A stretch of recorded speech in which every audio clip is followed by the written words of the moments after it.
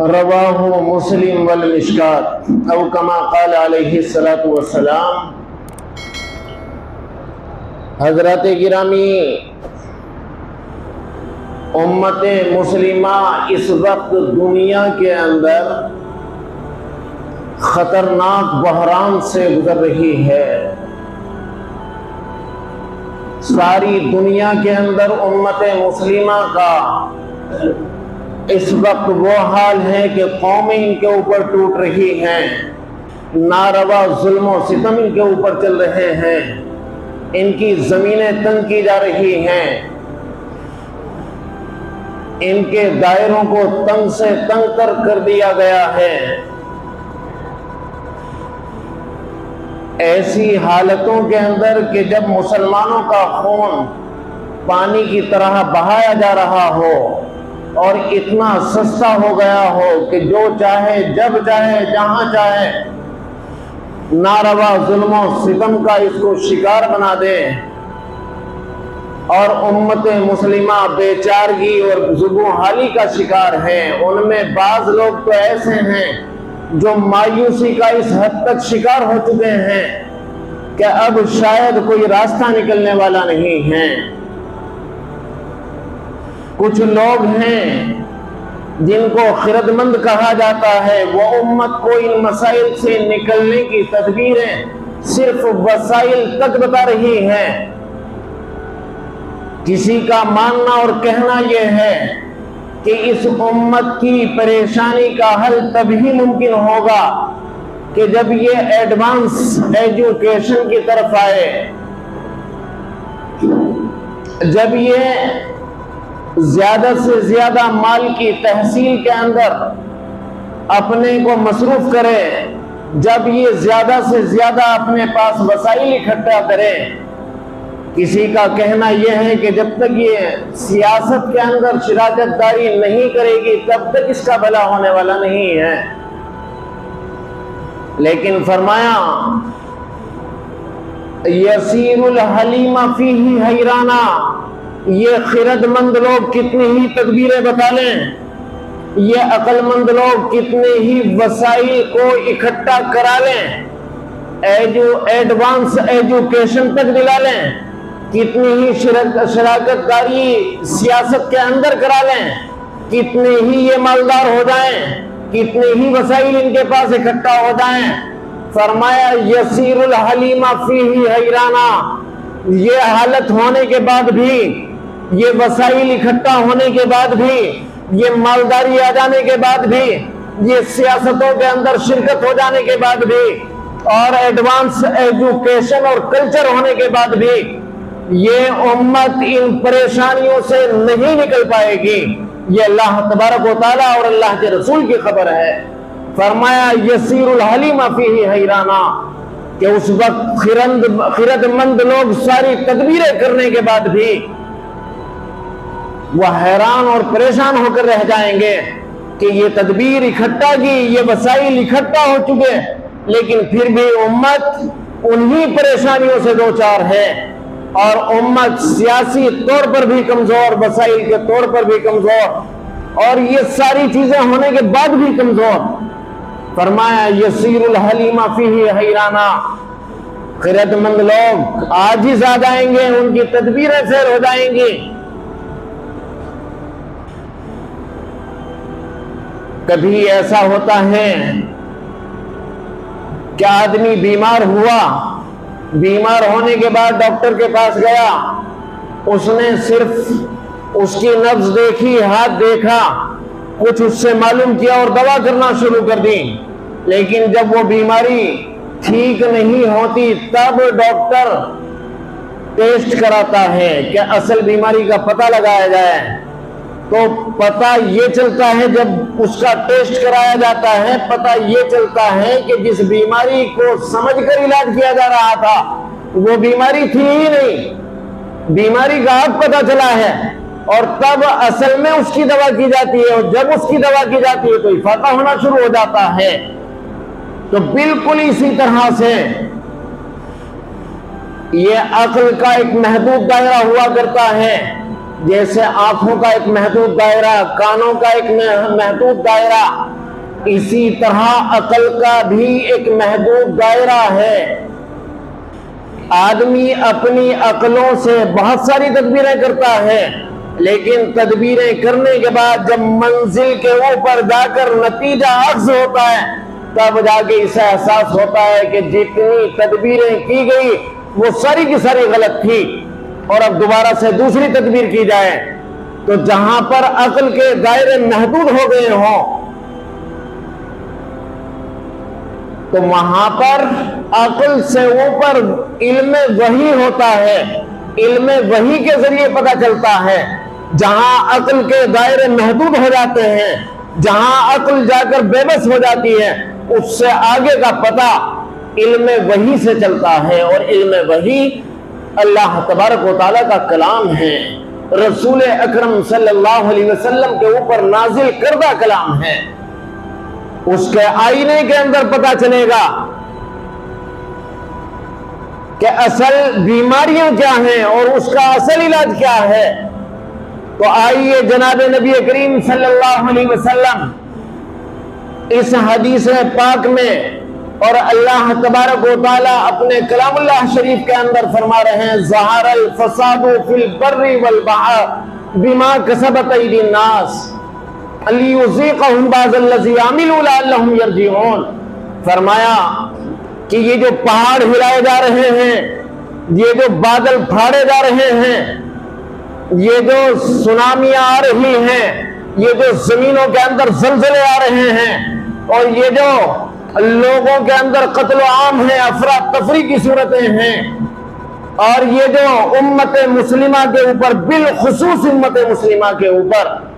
یہ جو ناروا ظلم چل رہے ہیں، یہ جو ان کی زمینیں تنگ کی جا رہی ہیں، یہ کچھ اور نہیں ہو رہا ہے، یہ ہمارا حکم چل رہا ہے، اور یہ ان کی بدعمالیوں کے نتیجے کے اندر چل رہا ہے۔ اور اس دنیا کے امن و امان کا ضامن جو ہے وہ اسلام والا ہے۔ اگر اسلام والے رسول اکرم صلی اللہ علیہ وسلم کی سنتوں کو حفظ جاں بنا لیں گے، اپنی زندگی کا مقصد الہ کلمت اللہ بنا لیں گے۔ کسی شاعر نے کہا تھا، میری زندگی کا مقصد تیرے دین کی سرفرازی، کہ میری زندگی کا مقصد تو یہ ہے کہ تیرا دین جگمگائے دنیا کے اندر، اس روئے زمین کے اوپر اللہ تبارک و تعالیٰ کے دین کے قائم کرنے والے ہوں، اللہ تبارک و تعالیٰ کے کلمے کو زندہ کرنے والے ہوں، اسلام کے اصول کو ماننے والے ہوں، اور اسلام کے نقطوں کے اوپر زندگی گزارنے والے ہوں۔ فرمایا جب تک یہ ایمان والے اس روئے زمین کے اوپر اللہ تبارک و تعالیٰ کے کلمے کو بلند کرتے رہیں گے، اور اپنی زندگی کو آقا مدنی صلی اللہ علیہ وسلم کے اسوہ کے اوپر ڈھالتے رہیں گے، دنیا کے اندر امن و امان قائم ہوگا۔ یہ سونامیاں رک جائیں گی، یہ پہاڑ ہلنے بند ہو جائیں گے، یہ زمینوں کے زلزلے بند ہو جائیں گے، یہ افراتفری کا ماحول بند ہو جائے گا۔ فرمایا ظہر الفساد فی البر والبحر بما کسبت ایدی الناس، یہ لوگوں کے بدعمالیاں ہیں، ان کے نتیجے کے اندر ایسا ہو رہا ہے، اور یہ اس لیے کیا جا رہا ہے۔ فرمایا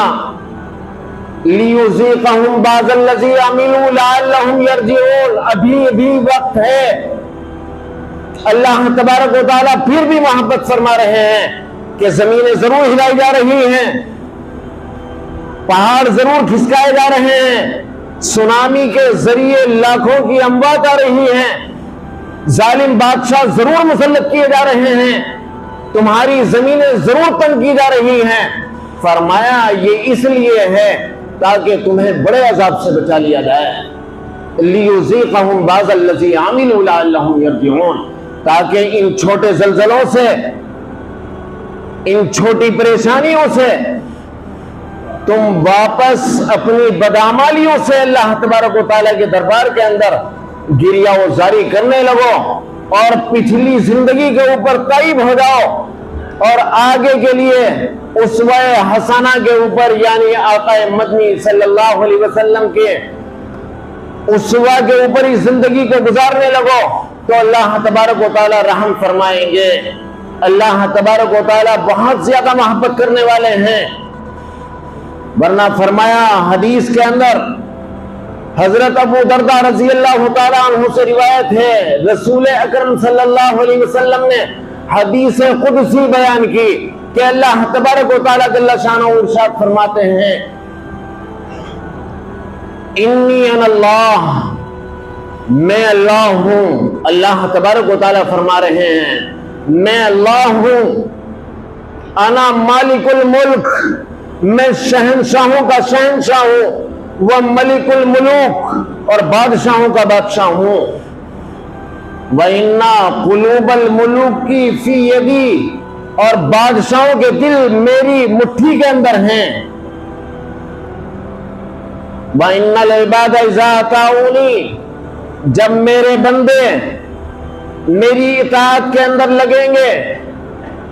جو میں نے قانون کی کتاب ان کو دی، جو ان کی طرف میں نے رسول اکرم صلی اللہ علیہ وسلم کو بھیجا، اگر ان کے طرز حیات کے اوپر زندگی گزاریں گے اللہ تبارک و تعالیٰ کے احکام کو مانتے ہوئے، تو فرمایا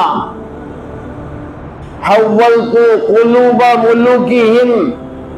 بالرحمت والرافہ، تو بادشاہوں کے دلوں کو موم کر دوں گا، ان کے دلوں کے اندر جذبہ محبت اور الفت بھر دوں گا، وہ تمہارے لیے خادموں کی طریقے سے کام کریں گے، تمہارے لیے آسانیاں ایجاد کریں گے۔ فرمایا وَإِنَّ الْعِبَادَ إِذَا عَصَوْنِي، لیکن جب میرے بندے جب میری نافرمانیاں کریں گے، کھلم کھلا میرے حکم کی عدولی کریں گے، قرآن کریم کو پسے پشت ڈالیں گے، آقا مدنی صلی اللہ علیہ وسلم کی زندگیوں سے اعراض کریں گے، انحراف کریں گے، بغاوتیں کریں گے، فرمایا حولت قلوب ملوکہم بالسخطۃ والنقمہ، تو میں بادشاہوں کے دلوں کے اندر تمہاری طرف سے غیظ و غضب بھر دوں گا۔ فساموہم سوء العذاب، وہ طرح طرح کے ظلم و ستم کے طریقے ایجاد کریں گے، کبھی تمہارے مکانوں سے تمہیں نکالیں گے، کبھی تمہارے حق شہریت ختم کرنا چاہیں گے، کبھی تمہارے مکان چھینیں گے، کبھی تمہارے مکانوں کے اوپر بلڈوزر چلیں گے، کبھی ملکوں کو چھین لیں گے، بستیوں کو چھین لیں گے۔ بالسخطۃ والنقمہ، فرمایا فلا تشغلوا انفسکم بالدعاء علی الملوک، ایسے وقت میں اپنی تباہی کا رونا نہ رونے لگ جانا، اپنی فریادیں کسی کے پاس نہ لے کر جانا، اور سنو بادشاہوں کو بددعاؤں سے بچنا، ان کو مورد الزام مت ٹھہرانا کہ اس بادشاہ نے ظلم کر لیا، اس حاکم نے ظلم کر دیا، اس قوم نے ہمارے اوپر ظلم کر دیا۔ فرمایا ان کی طاقت نہیں ہے تمہارے اوپر ظلم کر دیں، نہ بادشاہ کی طاقت نہ کسی قوم کی طاقت ہے وہ تمہیں سڑکوں کے اوپر دوڑا دیں اور دوڑا دوڑا کر مار دیں، یہ کسی کی طاقت نہیں ہے۔ فرمایا اگر ایسی کنڈیشنیں آئیں اور یہ حالتیں ہو چکی ہوں، فرمایا فَشْغُلُوا أَنفُسَكُمْ بِالذِّكْرِ وَالتَّضَرُّعِ، تو ایسے وقت میں تمہیں بس ایک کام کرنا ہے، اللہ تبارک و تعالیٰ کے قانون کو ماننے میں لگ جانا، اپنے رسول کا مکمل اتباع کرنے میں لگ جانا، ان کے طریقہ حیات کو اپنی زندگی کے اندر اتار لینا، اور جتنی حرام کردہ چیزیں ہیں سب سے توبہ کر لینا، اور جتنی چیزیں مستحبات ہیں، جتنی چیزیں واجبات ہیں، جتنے فرائض ہیں جو عائد کیے گئے ہیں ان کے پورا کرنے کے اندر لگ جانا۔ فرمایا کہ اکفیکم، تاکہ میں تمہاری مدد کر سکوں، تمہارے لیے کافی ہو جاؤں ان بادشاہوں کے مقابلے میں، ان ظالم قوموں کے مقابلے میں،